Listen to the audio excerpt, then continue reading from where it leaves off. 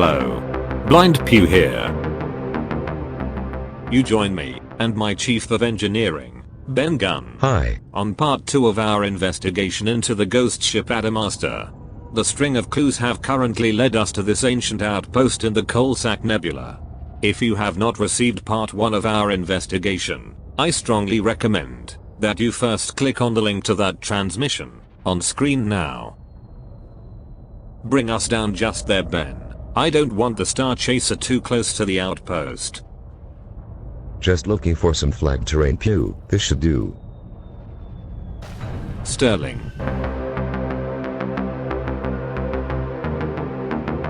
Okay, approaching the outpost now. Careful, Pew. It is not clear what you will find. It looks long abandoned. The Adamastor set off 200 years ago after all, however.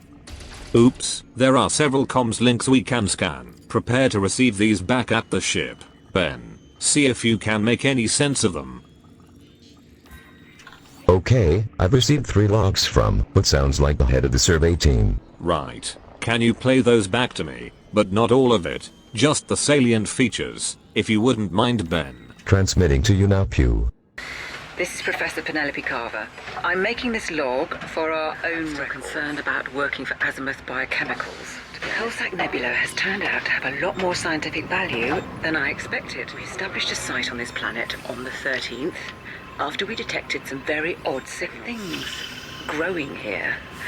I like nothing on record. Definitely organic life, but with crystalline or metallic living organisms or machines of some kind. Murphy and Sheng both think they're alien. Taylor's using the beacon to transmit our findings back to the company in the Chokchan system. Built-in encryption software is top of the line. The stories about Azimuth and its rivals might be true. We obviously want to keep whatever we find, alter them. Half of our equipment isn't working properly right now. Everything's changed since we found the crashed ship. Alien. Definitely non-human technology. About the object we retrieved from inside the wreckage. Is it the pilot, or the cargo, or maybe some organic component of the ship itself? It seems totally inert, but we've had electromagnetic interference all over the base. Storing it has caused problems. Sheng lashed something together using the strongest bulkheads they could find, but apparently it's still breaking that down. It's Murphy I'm most worried about, though. He can't tear himself away from those growths, stones, he calls them. Finding him out there in his suit, standing under the jet black sky, staring at them. Azimuth has ordered us to cease all transmissions and await the arrival of their megaship. The Adamastor will transport us and our samples to a secure facility. The object in our storage cage has become noisy. I don't think the ship that crashed was alone.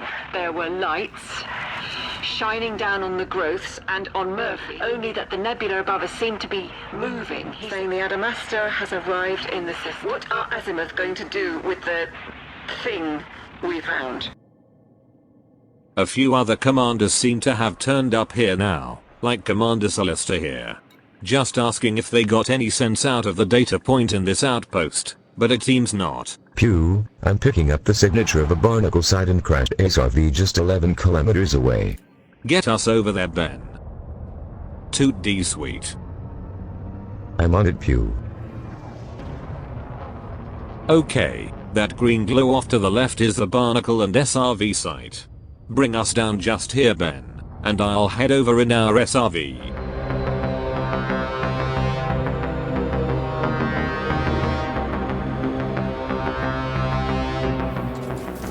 Heading down now. Low gravity warning.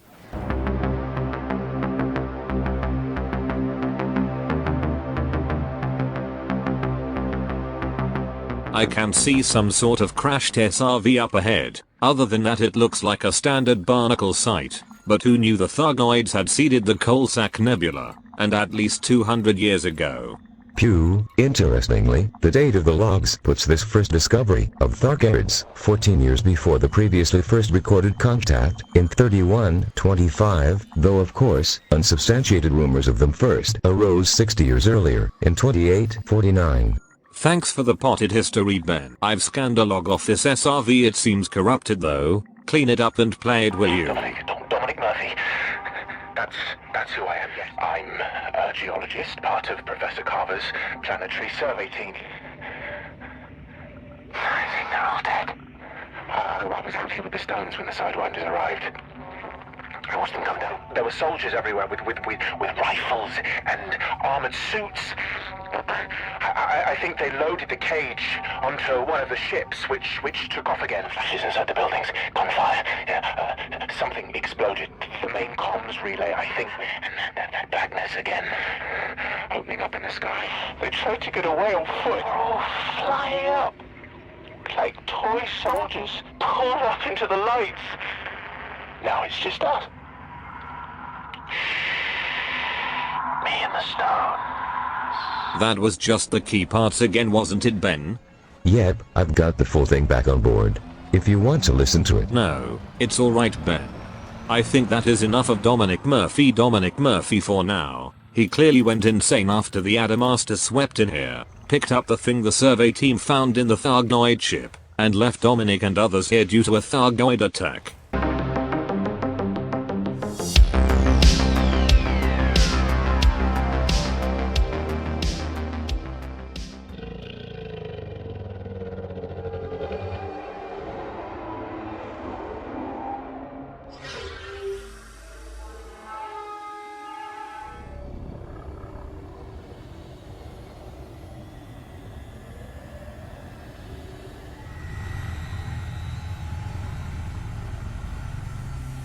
Scribes.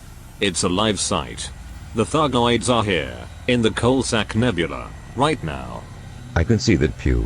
I hope it does not notice us. The Star Chaser is not exactly fitted for Thargoid combat. We might be okay. The engines are off, so the Star Chaser should be fairly cold. Do you reckon it is refueling there, or what? Could be, or maybe it is connected to their jump capability, or possibly it is repairing with the meta alloys these sites grow. Talking of meter alloys, I've a confession. Oh yes? I stole 2 from this site. They are in the cargo bay, along with an unoccupied escape pod I found. That might increase its interest in us then. Shouldn't it have left by now, normally? Phew.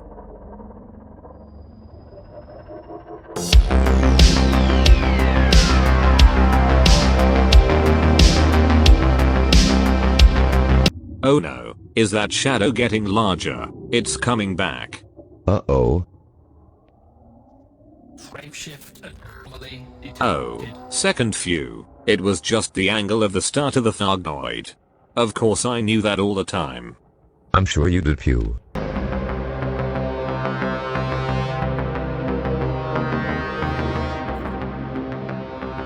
You know, this is a very interesting planet. There are numerous other barnacle sites on it. See, there is one just 50 kilometers further on. A double, no less. The Adamastor left in a hurry and we need to trace it. If we revisit the Adamastor logs, the entry after they left this system is a bit garbled, but seems to say they were 100 and something light years from somewhere in a system with a single A-class star when the security systems went offline and a ship launched.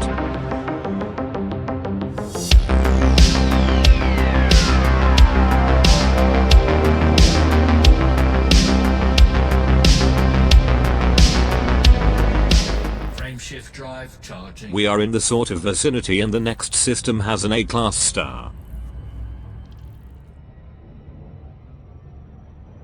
Note how the direction of travel from the Coalsack is not toward the bubble.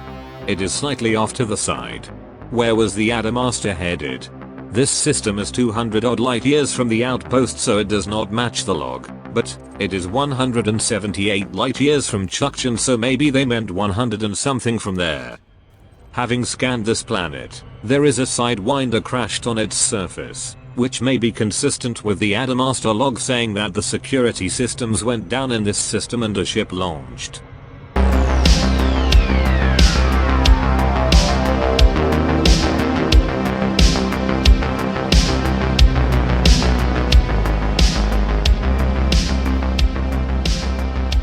bit dark down in that crater. Night vision on. Can you see anything yet, Ben? Not yet. I'll head to the observation deck. Ah, yes, something ahead now, Pew. Looks a bit rocky and uneven. I'll bring the Star Chaser down, but it may not be that close. It is extremely dark. Heading over in the SRV.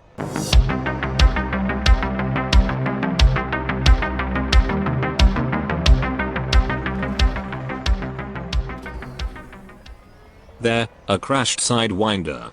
Some cargo strewn about. Coffee and computer parts. All the essential things someone looking to survive outside inhabited space needs. Ben, I've scanned the ship log and sent it over to you. Can you clean it up and play it back? We'd better hear this whole one. Most of it looks important.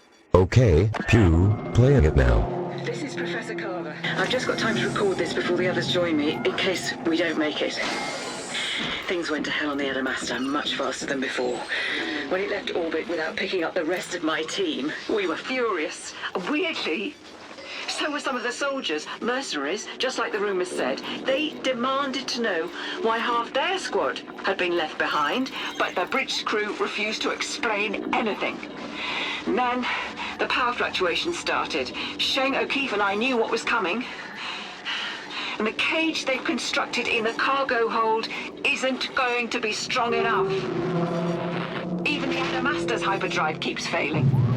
They're making emergency repairs to it now, while we're passing through some unexplored system with half the ship in darkness. And this sounds crazy, but even though the Nebula is 300 light years behind us, it feels like it's reaching out, trying to drag us back. Swallow us whole. When all the security systems crashed, I took my chance and broke into one of the Sidewinders, and we're going to jump ship. I need to get my people out. The few who are left. And I'm the reason they're here. My stupid, selfish greed. I can hear screaming, shooting. It's happening again. Where's Shane and O'Keefe? I think the hyperdrive is coming back online. I need to launch. Damn it, where are they? I'm sorry. I have to get out. Oh, God. I'm so sorry. There were no borders here, so maybe they made it. Maybe. But I think that is the end of the trail. Well, as far as we can follow. From here the Adamastor jumped on towards the secure facility they mentioned. But at some point, something happened causing all remaining crew and the air cargo to be removed. The Adamastor then heading back to its origin, Chuction, on autopilot, where our investigation began. So, some questions. Firstly, where is the secure facility the Adamastor was headed to? If we follow the flight path from the Coalsack Nebula to here and assume a direct path, it will pass outside the inhabited bubble. So where were they headed? It is not on the route but in the vicinity of Polaris perhaps, which raises its own questions. Additionally, who were this Azimuth organization if 200 years ago they had a secure facility outside inhabited space? One can guess. Given this all happened just before documented Thargoid contact, it may be this incident triggered those later contacts, rather than being random Thargoid attacks. Finally, there is a link to the Alliance here, once again. In all our alien investigations it often transpires there is something connected to the Alliance. So, one must ask, what is the connection between the Alliance and the various alien mysteries? That, I think, may be worthy of a separate investigation. Much to do. Ben, package all this information up and get it over to Jed. I'm sure he wants to claim credit. Until later. Good luck, commanders. And I'll see you out there.